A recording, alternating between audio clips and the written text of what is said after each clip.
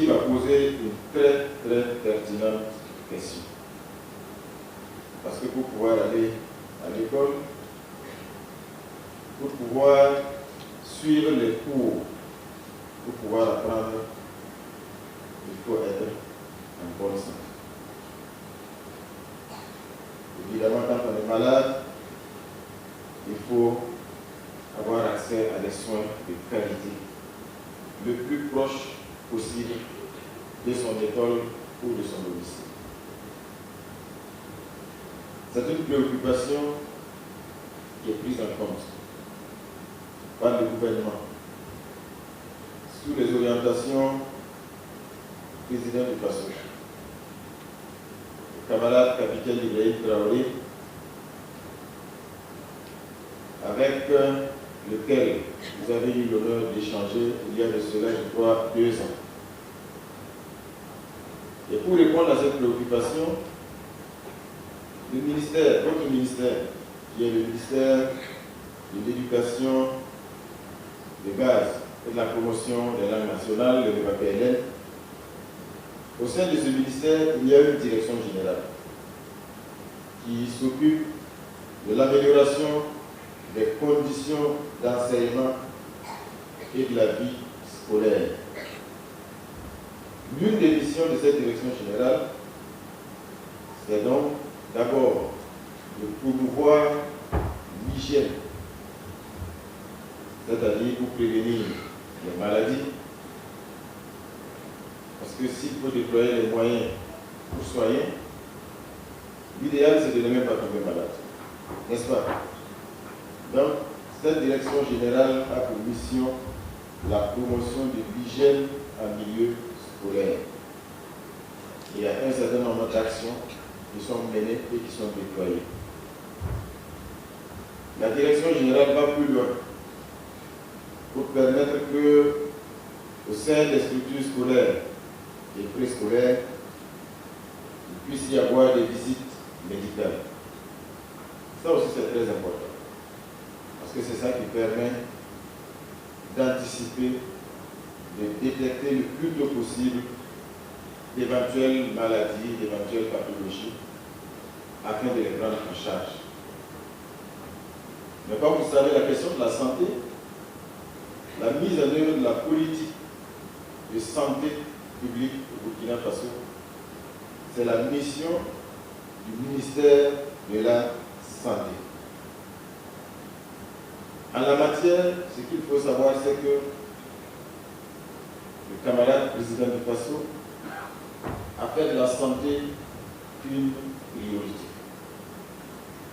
Vous savez, actuellement, 12% du budget national sont consacrés aux questions de santé. 12%.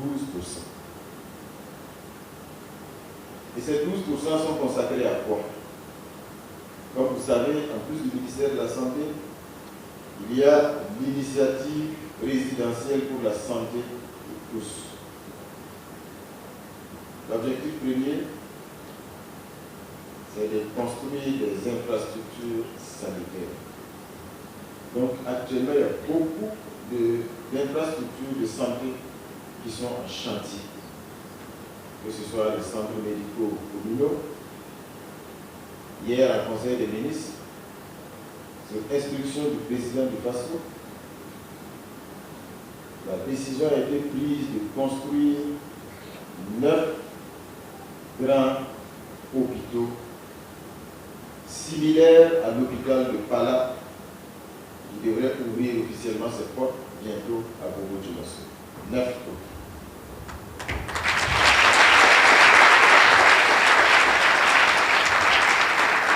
Ce sont des hôpitaux d'une capacité de 500 lits chacun. C'est pour dire qu'au niveau des infrastructures, ce sont des efforts historiques qui sont déployés, parce que pour que vous puissiez vous soigner le plus vite possible, pour que vous puissiez être pris en charge le plus vite possible, il faut avoir des centres de santé de qualité à proximité. Deuxièmement, il faut les équiper. Vous savez actuellement ce qui est déployé comme effort en matière d'équipement, d'amélioration des plateaux techniques. Là également, ce sont des efforts très importants. Il y a aussi la question de l'accessibilité. Que ce soit en termes d'examen, d'imagerie médicale, il y a de fortes subventions qui ont fait qu'aujourd'hui, que ce soit la radiographie, que ce soit le scanner, l'IRM, l'État consent des efforts pour les subventionner. Et les coûts ont été baissés de façon drastique. Enfin, il faut un personnel qualifié. Parce qu'il faut des infirmiers bien formés, en nombre suffisant, il faut des médecins, il faut des spécialistes. Là également, je vais citer un seul exemple. Le gouvernement a adopté ce qu'on appelle le 1000 x 5. C'est-à-dire que nous allons recruter chaque année 1000 médecins spécialistes qu'on va former, qu'on va spécialiser pendant 5 ans. 1000 x 5, ça fait combien? Ça fait 5000. Je vois que vous êtes fort en calcul mental. Donc, ce sont des efforts inédits. Évidemment, parmi ces spécialistes, il y aura beaucoup de pédiatres pour s'occuper spécifiquement de la santé des enfants. Donc, la santé est un droit pour vous et un devoir pour l'État et le gouvernement. Donc, le président du FASO a donné toutes les instructions pour que nous puissions faire en sorte que les enfants puissent avoir accès à la santé. Mais vous allez voir que sur toutes les réponses que je vais vous apporter, l'État a sa part. Mais vous les enfants, vous n'avez pas que des droits. Vous avez aussi des devoirs. Donc quand on construit des centres de santé, quand on fait la promotion de l'hygiène en milieu scolaire, votre devoir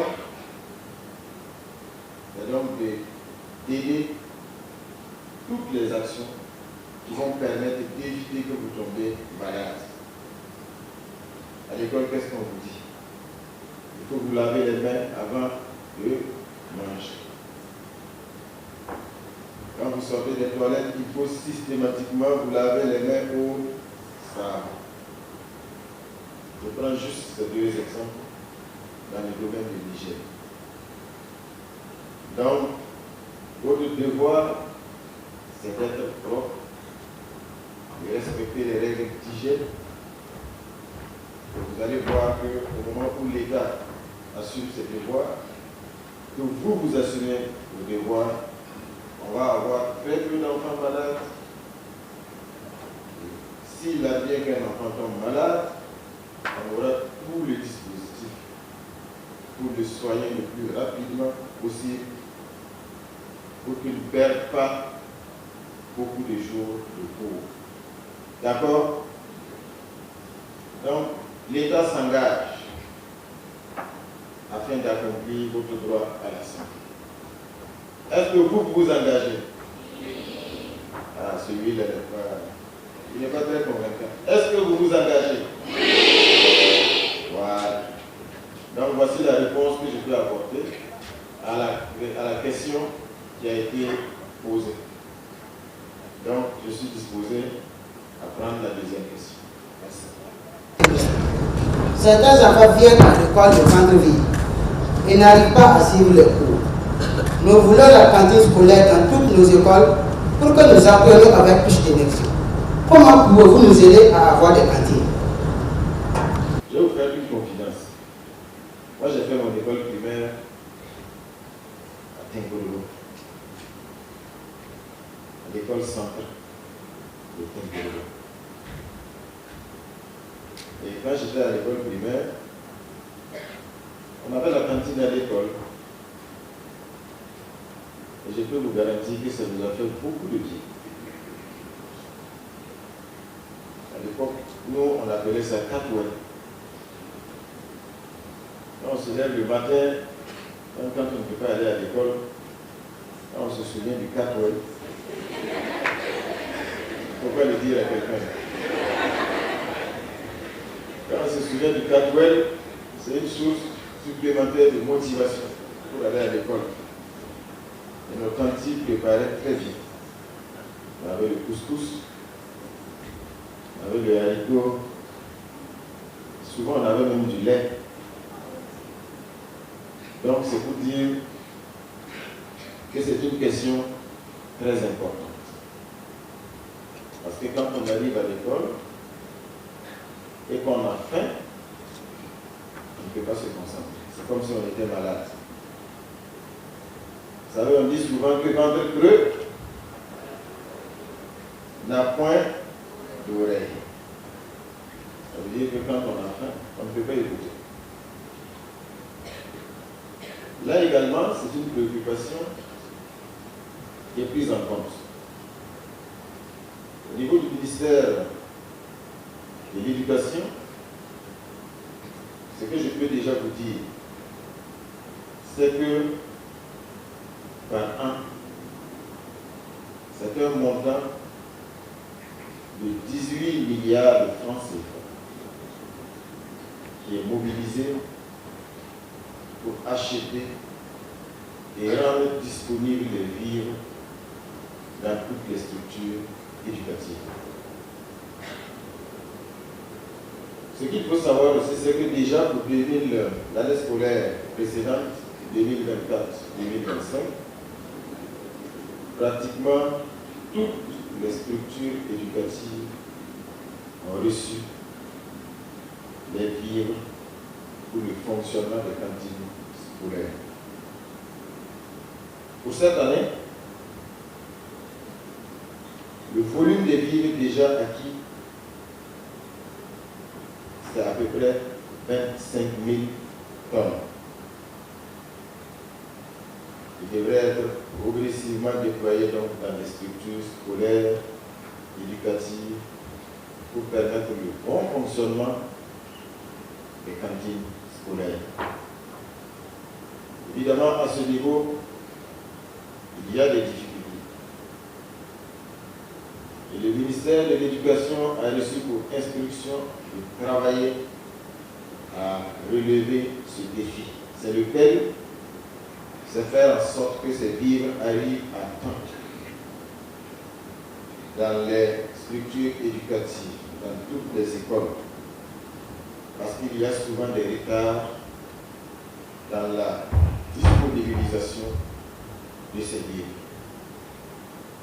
C'est pour ça que vous allez voir que le ministère travaille en étroite collaboration avec le ministère de l'Agriculture, avec la SONAGES,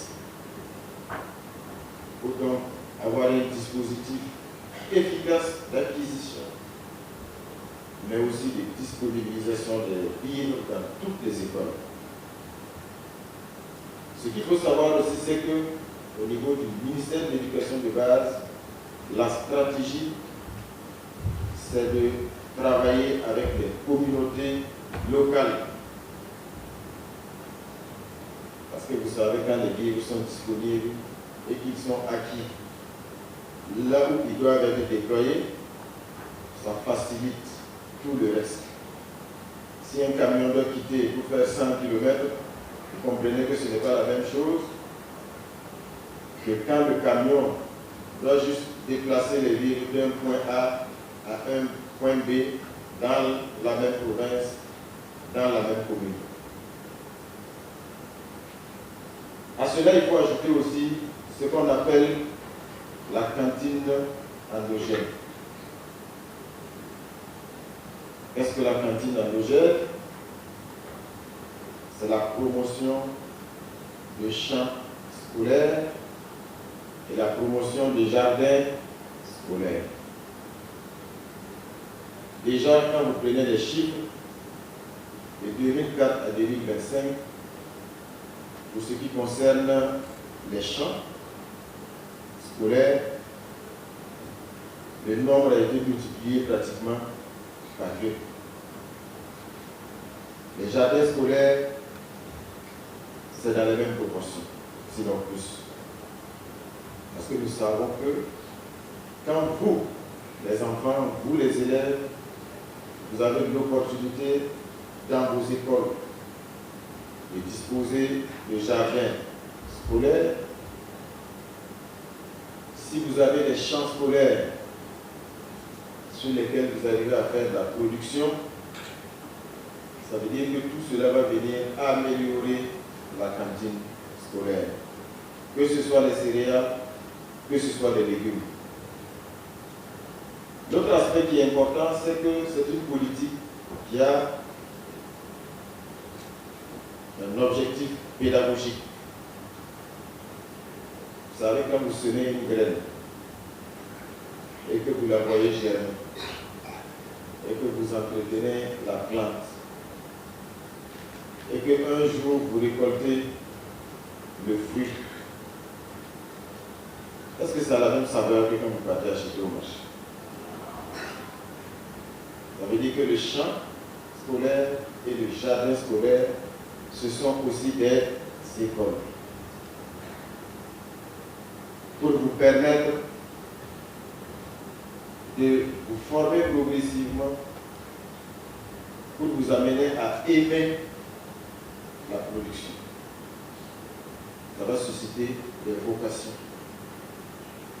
Ça va vous permettre de savoir que ce n'est pas parce qu'on va à l'école qu'il faut négliger la production. Il faut respecter le cultivateur. D'accord? Ne soyez pas comme ceux qui disent non, quand on va à l'école, bon, on ne doit plus se salir les mains. On ne doit plus cultiver, on ne doit plus labourer. D'accord? Donc c'est pour dire qu'en matière de cantine scolaire, il y a d'énormes efforts qui sont consentis. Mais pour que vous puissiez bien apprendre et ne pas avoir faim, il ne faut pas régler le problème seulement à l'école. Il faut aussi qu'à la maison, vous puissiez manger à votre faim. C'est pour ça qu'il y a ce qu'on appelle l'offensive agro-pastorale halieutique. Ça, c'est le ministère de l'Agriculture. Il y a aussi l'initiative présidentielle pour l'autosuffisance alimentaire. Ça, c'est aussi une initiative forte, instruite et mise en route sous les orientations du camarade président du François. Donc nous voulons régler le problème de la faim à l'école, mais nous voulons régler le problème de la faim de façon générale au Burkina Faso. Parce que nous avons tout au Burkina Faso. Nous avons des terres fertiles,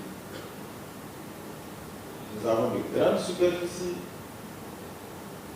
nous avons des grands périmètres aménagés,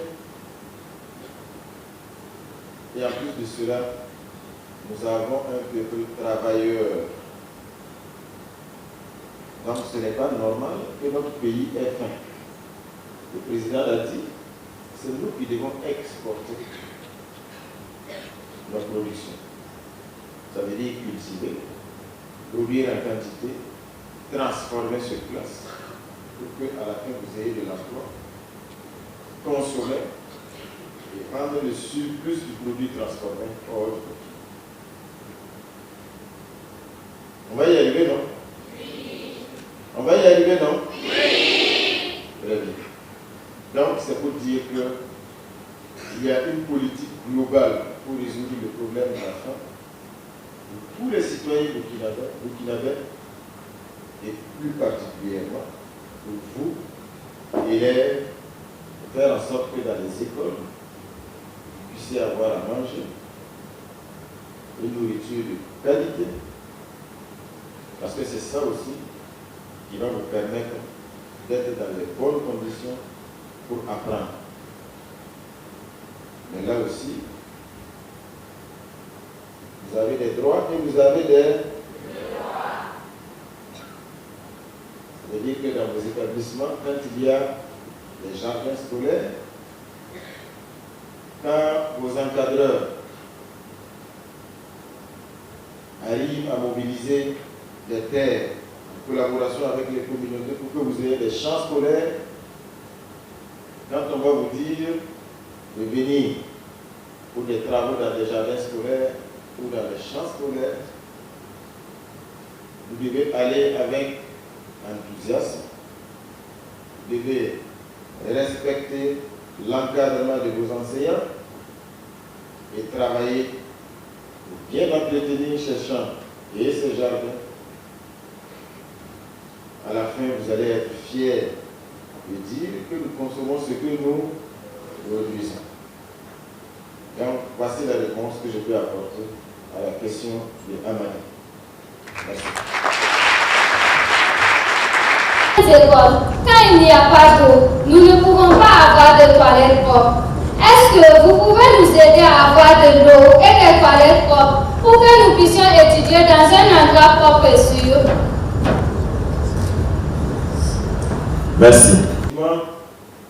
Actuellement, le constat qu'on peut faire, c'est que malheureusement, on a beaucoup d'écoles, d'infrastructures scolaires qui ont été réalisées sans intégrer l'implantation d'un point d'eau, à savoir donc les forages.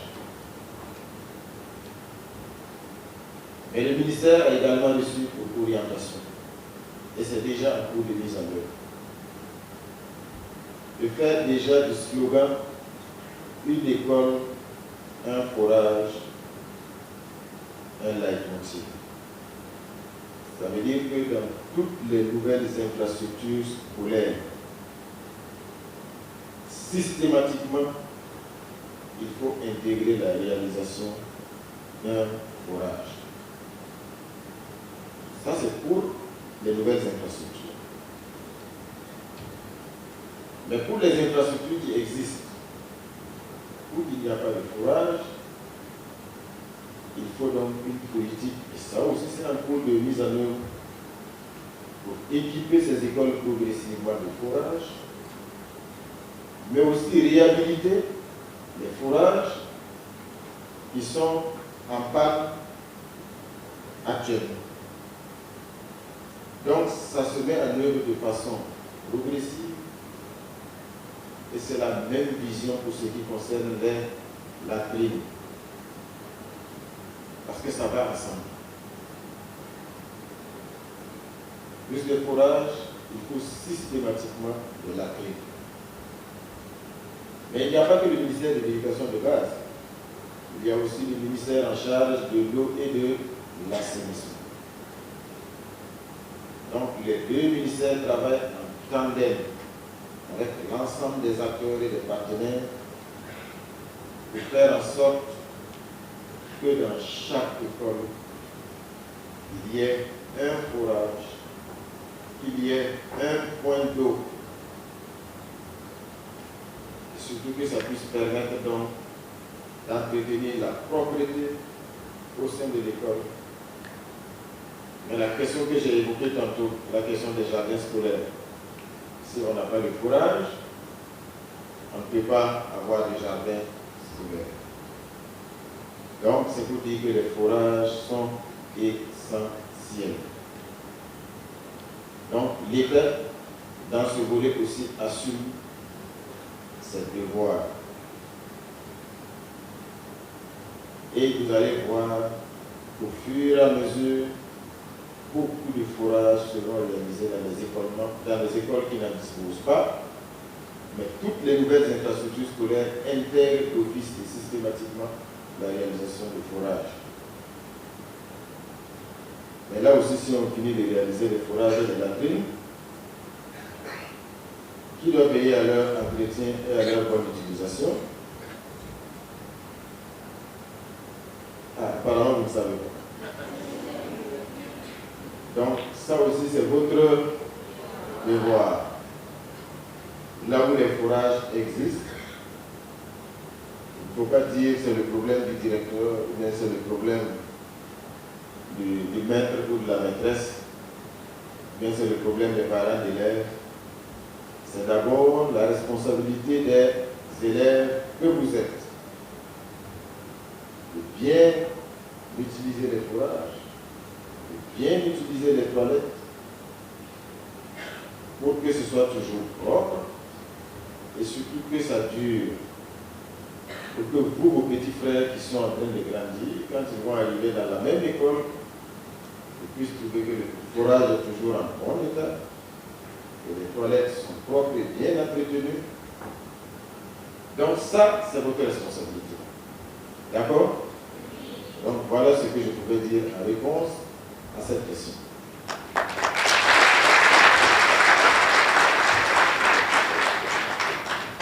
Merci, son aide. Il y a des enfants qui ont un handicap et qui ne peuvent pas aller à l'école parce que les écoles ne sont pas adaptées pour eux.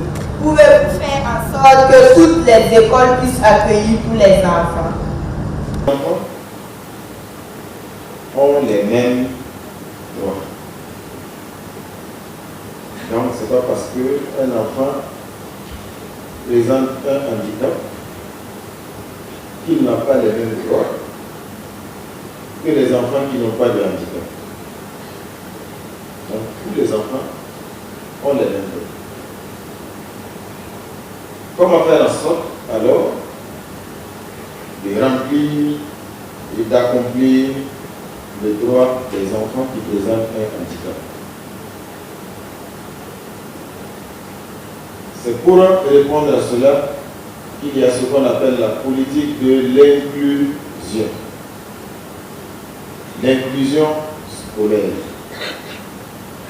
C'est faire en sorte de tenir compte du handicap de certains enfants pour leur permettre d'avoir accès au savoir au même titre que tous les autres enfants. Cela passe par quoi? Vous savez, le handicap peut être moteur. Donc, quand on construit les infrastructures, il faut tenir compte des enfants qui présentent un handicap. Il faut construire des rampes. Parce que quand on met juste des escaliers, vous comprenez que quand un enfant arrive sur une chaise roulante, ou avec des béquilles, c'est très difficile d'utiliser les escaliers. C'est pour cela que dans toutes les nouvelles infrastructures scolaires, on intègre la réalisation d'une rampe d'accès. Autant aux salles de classe qu'aux toilettes. En plus de cela, il faut aussi réaliser des barres d'appui. Les barres d'appui, que souvent certains appellent les mains courantes, pour permettre aux enfants handicapés de prendre appui sur ces barres pour pouvoir accéder facilement aux salles de classe. Et une fois que ces enfants sont dans les salles de classe, il faut évidemment que les enseignants qui dispensent les cours puissent tenir compte de leur spécificité, de leur handicap. Donc, formation des enseignants sur l'enseignement inclusif. Ça aussi, c'est pris en compte. Les examens et les concours scolaires. Là également, tient compte de la spécificité des enfants qui présentent des handicaps. Pour qu'ils puissent composer, compétir et avoir les mêmes chances que tous les autres enfants.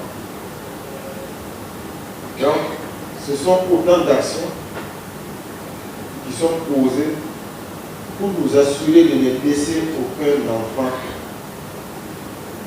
sur le bas-côté parce qu'il aurait un handicap.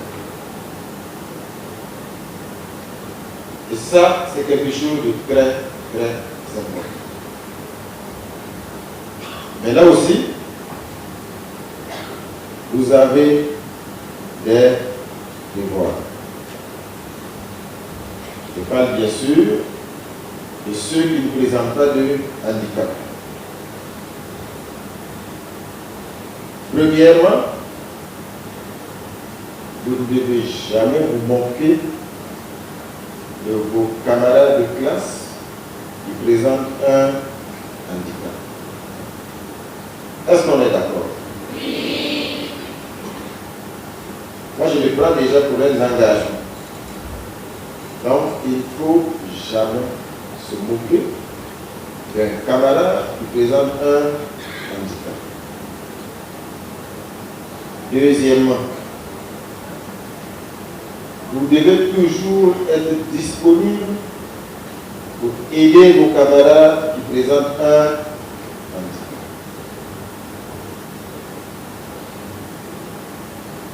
On est d'accord? Oui. Donc, il faut être solidaire. Il faut les aider quand vous sentez qu'ils ont la moindre difficulté liée à leur handicap. Vous devez les aider. Donc, vous ne vous moquez pas d'eux, jamais. Deuxièmement, vous les aidez. Troisièmement, quand vous organisez vos jeux à l'école, il faut toujours tenir compte de vos camarades qui présentent un handicap. Il ne faut pas les isoler. Parce qu'ils ont besoin de jouer exactement comme vous. Est-ce que là également c'est un engagement que vous prenez? Oui. Parce que si vous ne faites pas tout cela, quelles que soient les conditions qu'on va créer, ils ne pourront pas se sentir bien à l'école.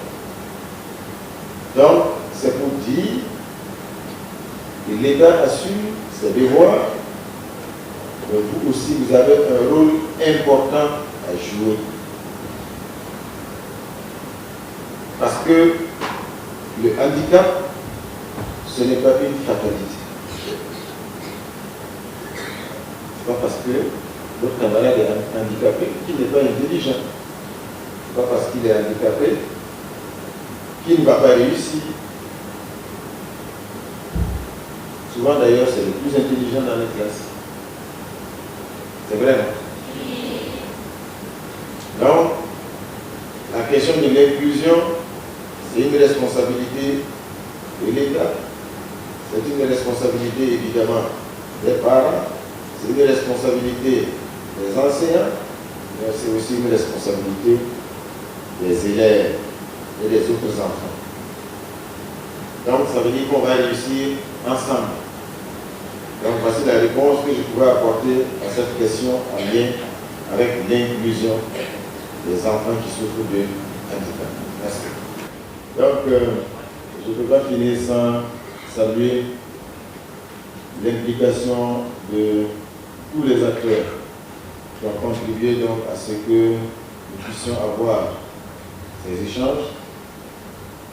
Évidemment, les différents ministères, les structures publiques, mais aussi les partenaires qui sont toujours à nos côtés, l'UNICEF, pour nous permettre tous ensemble de pouvoir nous assurer que les droits des enfants soient respectés.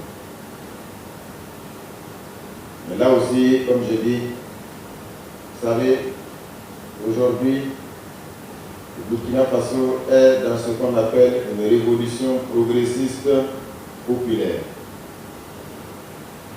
Et tout ce qui est fait aujourd'hui, c'est pour assurer l'avenir des enfants que vous êtes. Tout ce qui est fait aujourd'hui, c'est pour assurer un avenir digne aux enfants que vous êtes. Et l'État s'investit dans tous les secteurs pour améliorer les conditions de vie. Amener d'abord la sécurité, pour que tous les enfants, partout au Burkina Faso, puissent aller et venir, jouer, s'épanouir, mais aussi assurer tout le reste, que ce soit l'alimentation, l'éducation, la santé, ainsi de suite, les routes. Et dans ce contexte, vous devez aussi, en tant qu'enfant, savoir que vous avez les devoirs. D'accord? Donc, quand quelqu'un vous dit que vous avez des droits, vous dites oui, je connais mes droits. Mais une fois que vous finissez de lister vos droits, vous dites aussi, je connais aussi mes devoirs.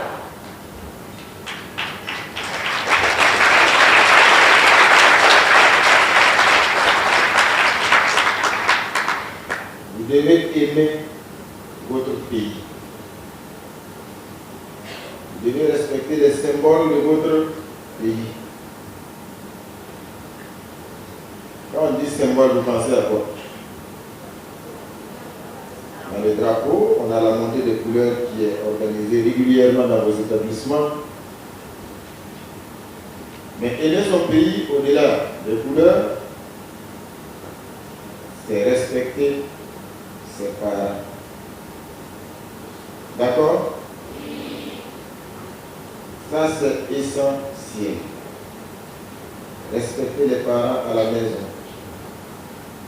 Ensuite, être respectueux et obéissant envers les enseignants. Parce que c'est eux qui, dans un esprit de sacrifice et de générosité, partagent les connaissances avec vous, vous donnent les connaissances pour que vous puissiez réussir dans la vie. Donc, l'enseignant, il faut le respecter et il faut être obéissant. D'accord? Oui. Sur ce, je vais vous souhaiter une très bonne année scolaire, couronnée de succès, et que tous ceux qui vont faire des examens, que nous ayons 100% de réussite.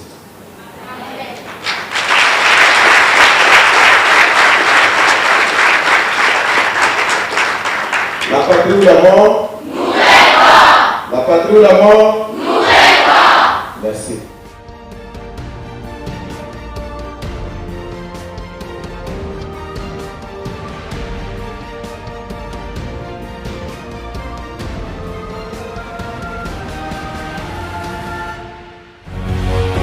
Faso 7, une autre facette de l'information au Burkina Faso.